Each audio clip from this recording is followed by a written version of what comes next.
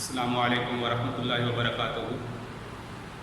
محترم سامعین، اللہ تعالیٰ کی ذات سے امید ہے کہ آپ سب خیریت سے ہوں گے۔ الحمدللہ علم الصرف میں ہم نے ماضی کی گردان مکمل کر لی اور آج ہم علم النحو سبق نمبر 1 کا آغاز کریں گے۔ تو سبق کا آغاز کرنے سے پہلے میں کچھ ان صیغوں کی جو ہم پڑھ چکے ہیں اس کا اجرا کر لیں، اس کو ایک دفعہ قرآن مجید میں دیکھ لیں، پھر ہم انشاءاللہ آگے آج علم النحو کو شروع کریں گے۔ یہ آپ کے سامنے قرآن مجید ہے، تو اس قرآن مجید میں آپ یہاں دیکھیں گے، شروع سے تلاوت کرنا شروع کریں گے۔ اولئک علی ھدی من ربہم سے شروع کریں گے۔ تو یہ دوسری لائن پہ دیکھیے لکھا ہوا ہے کفروا۔ کفروا آپ کو نظر آ رہا ہے، تو آپ اس کا ترجمہ خود سے کریں گے اور یہ دیکھیں گے کہ کون سا صیغہ ہے۔ اس کی علامت یہ ہے کہ آخر میں واو الف ہے۔ تو کفروا ان سب مردوں نے کفر کیا۔ اسی طرح یہاں نیچے دیکھیں ختم فعال کے وزن پہ ہے، تو اس کا مطلب یہ ہے کہ یہ واحد مذکر غائب کا صیغہ ہے، اس نے مہر لگائی۔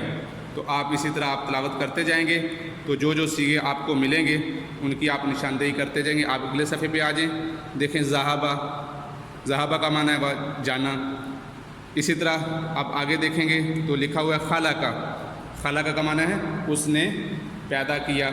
جعل اس نے بنایا۔ تو آپ اس طرح کے جو صیغے ہم نے پڑھے ہیں، پوری گردان جو ہم پڑھ چکے ہیں اس کو آپ نے تلاش کرنا ہے، اس کے صیغے آپ نے ڈھونڈنے ہیں، اور تقریباً آپ 4 یا 5 صیغے آپ لوگ قرآن مجید سے اس طریقے سے تلاش کریں گے۔ مجھے امید ہے کہ یہ آپ کو سمجھ آ چکی ہوگی، اور اگر کوئی بات پوچھنی ہوگی تو آپ پرسنل میں پوچھیں گے۔ انشاءاللہ علم النحو کی ابتدا کرنے کے بعد پھر ہم یہ ایک ہفتہ اس کو پڑھنے کے بعد پھر باقی اسباق کو بھی، علم تفسیر اور حدیث کو بھی انشاءاللہ شروع کریں گے۔ اب میں علم النحو کی تعریف کر دوں کہ علم النحو کیا چیز ہے۔ علم النحو ایک ایسے علم کا نام ہے جس میں ایک کلمے کے دوسرے کلمے کے ساتھ تعلق معلوم کیا جاتا ہے، اور اس کلمے کے آخر میں آنے والی حرکتوں کی وجوہات معلوم کی جاتی ہے۔ جیسے دیکھیے میں ایک جملہ لکھتا ہوں، جیسے میں لکھتا ہوں ضرب زید، تو یہاں پر یہ جو تنوین آئی ہے اور اس چیز کے ساتھ کیا تعلق ہے، اس کو دیکھیں گے۔ دوسرا جملہ لکھتا ہوں جیسے ضربت زیدن،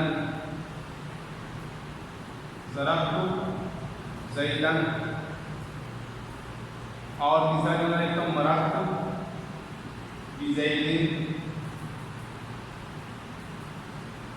تو یہ میں نے 3 جملے لکھے ہیں۔ اب ان 3 جملوں میں ان کا تعلق اور حرکات کو معلوم کرنا ہے، سیکھنا ہے۔ اس کا نام علم النحو ہے۔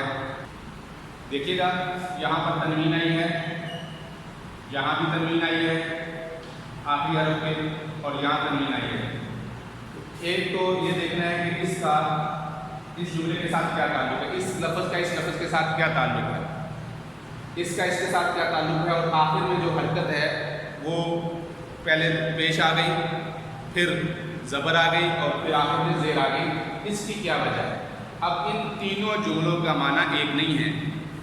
ضرب یہاں پر بھی ہے اور ضرب کا لفظ یہاں پر بھی ہے، لیکن آپ پڑھ چکے ہیں کہ جو علامت تھی وہ واحد متکلم کی علامت تھی۔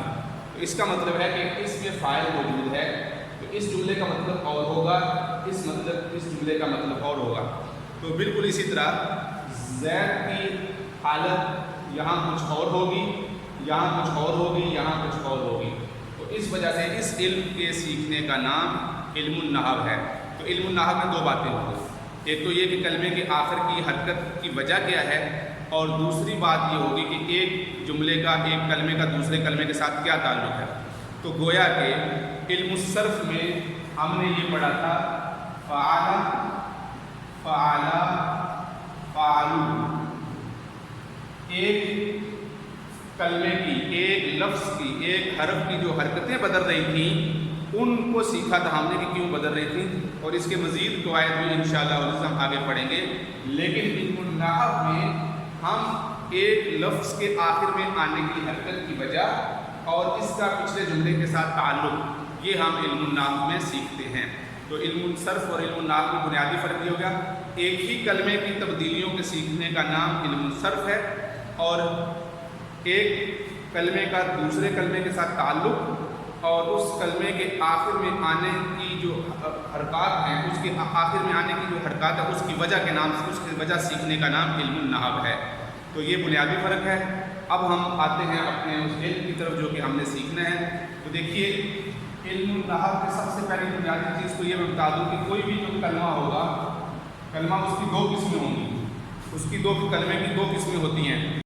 کلمے کی بنیادی طور پر دو قسمیں ہوتی ہیں، ایک ہوتی ہے مفرد، ایک ہوتی ہے مرکب۔ مفرد وہ کلمہ ہوتا ہے جو اکیلا ہو، جیسے زید، عمر، یہ سب مفرد ہیں۔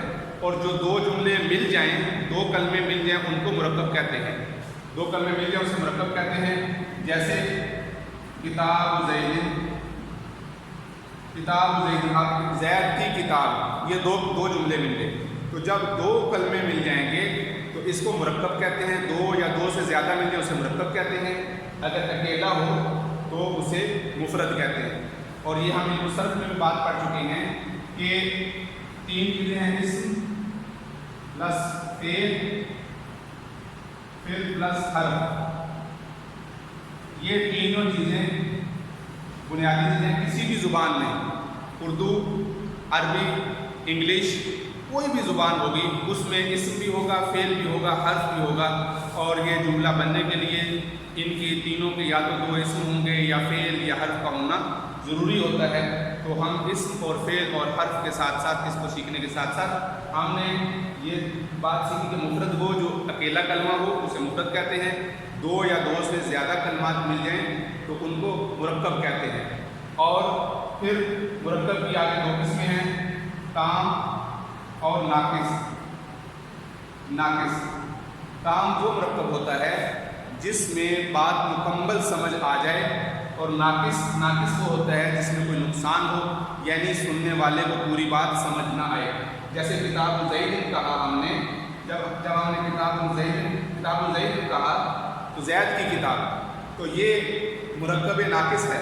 زید کی کتاب کو کیا ہوا؟ اس کی کتاب گم ہو گئی، اس کی کتاب اچھی ہے، بلکہ اس کو مرکب ناقص کو سن کر مخاطب سننے والا پریشان ہو جاتا ہے۔ مثال کے طور پہ ایک بچہ گھر آتا ہے اور گھر آ کے والدہ کو کہتا ہے کہ امی میرا بھائی، اب اس نے اتنی بات کی تو اس کی والدہ لازمی پریشان ہو جائے گی کہ کیا ہوا، وہ اس کے ساتھ گیا تھا صبح اسکول میں، ابھی واپس نہیں آیا، اور یہ کہہ رہا ہے کہ میرا بھائی، اور آگے اس نے کچھ نہیں بتایا۔ تو مرکب ناقص کا نقصان سمجھ آ رہا ہے کہ سننے والے کو پوری بات سمجھ نہیں آتی۔ اور اگر وہ یہ کہے کہ میرے بھائی کو اسکول میں روک لیا گیا، اس نے کام مکمل نہیں کیا تھا، تو والدین مطمئن ہوں گے کہ اسکول میں رکا ہے تو کوئی پریشانی کی بات نہیں ہے۔ ویسے والدین اتنے میں خوش نہیں ہوتے، ان کو پریشانی لگ جاتی ہے کہ اسکول میں کیوں رکا ہے، ٹائم پہ آتا ہے۔ تو بہرحال یہ کہ وہ مرکب تام سن کے ان کو اطمینان ہوگا، ناقص کی وجہ سے ان کو پریشانی ہوگی۔ ناقص کا نقصان آپ کے سامنے ہے۔ کتاب زید کی کتاب، کوئی آپ مخصوص صفت لے لیں مرکب تام میں، جیسا کہ مثال کے طور پہ عالم آدمی، جاہل آدمی، تو یہ سب مرکب ناقص کی مثالیں ہیں۔ تو مرکب کی دو قسمیں ہوگی، مرکب تام اور مرکب ناقص۔ اور پھر اسم، فعل اور حرف۔ تو عربی زبان میں جملہ بنانے کے لیے یا تو دو اسم ضروری ہوتے ہیں اور یا ایک فعل اور ایک اسم ضروری ہوتا ہے۔ صرف فعل سے جملہ نہیں بن سکتا، صرف فعل اور حرف سے جملہ نہیں بن سکتا، اس سے جملہ نہیں بنتا۔ اسم کا ہونا ضروری ہے، عربی زبان میں اسم کا ہونا ضروری ہے جملہ بننے کے لیے۔ صرف حرف اور فعل سے، دو اسم سے جملہ بن سکتا ہے، دو اسم ہوں تو ان سے جملہ بن سکتا ہے، اور صرف دو فعل ہو جائیں ایسا ممکن نہیں ہے، جملہ نہیں بن سکتا۔ اس لیے کہ جملہ بنانے کے لیے فاعل کا ہونا ضروری ہوتا ہے، اور فاعل اسم ہوتا ہے۔ ہاں البتہ اگر دو اسم ہوں تو اس کے جملے بنتے ہیں، اور اس کی مثالیں انشاءاللہ ہم پڑھیں گے۔ جیسے الشمس طالعۃ، الشمس طالعۃ، الشمس طالعۃ کہ سورج طلوع ہوا، الشمس طالعۃ سورج طلوع ہوا۔ تو یہ اس کی اب دونوں اسم ہیں، تو یہ جملہ بن سکتا ہے۔ تو ہم علم النحو میں جملے کے متعلق پڑھیں گے کہ جملہ کیسے بنتا ہے، جملے کا ایک لفظ کا دوسرے لفظ کے ساتھ کیا تعلق ہے اور کس لفظ کو کہاں رکھنا ہے۔ اس علم کے نام سیکھنے کا نام علم النحو ہے۔ انشاءاللہ عزیز اس کے بعد ہم آگے نحو کو ایک ہفتہ پڑھنے کے بعد باقی علوم حدیث تفسیر بھی شروع کریں گے۔ آپ حضرات مسلسل انشاءاللہ اس بات کو سنتے رہیں گے تو انشاءاللہ آپ کو بہت فائدہ ہوگا۔ السلام علیکم ورحمۃ اللہ وبرکاتہ۔